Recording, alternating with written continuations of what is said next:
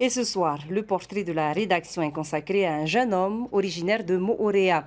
À seulement 24 ans, Tayano consacre tout son temps à la préservation de l'océan. Un modèle pour la jeunesse polynésienne. Emma Mathieu, Noémie Chétrit et Andy Ebb sont allés à sa rencontre. Regardez.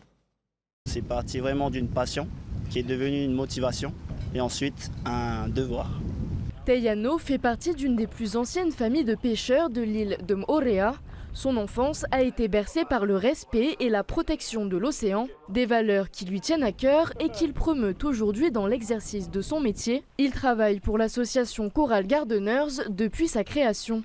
Je me vois faire ce job jusqu'à ce que les récifs n'auront plus besoin de nous.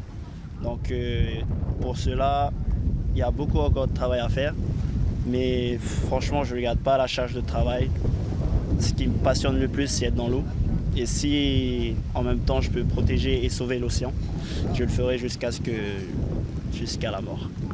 Tayano est donc dévoué à cette cause qui fait partie intégrante de son quotidien. Il n'a pas suivi de formation dans ce domaine, pourtant il le connaît sur le bout des doigts. Sachant que je n'avais pas de background, de compétences en biologie marine.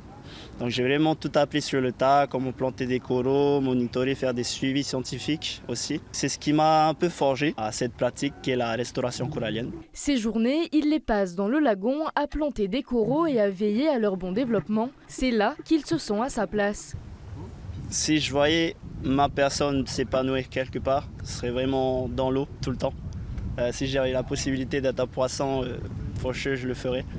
En plus de s'investir dans la protection de l'océan, il espère éveiller les consciences en menant des campagnes de prévention et de sensibilisation. La prochaine sera menée sur les spots de surf de l'île Sœur. Des balises seront mises en place pour expliquer aux surfeurs la marche à suivre afin de ne pas détériorer la biodiversité marine.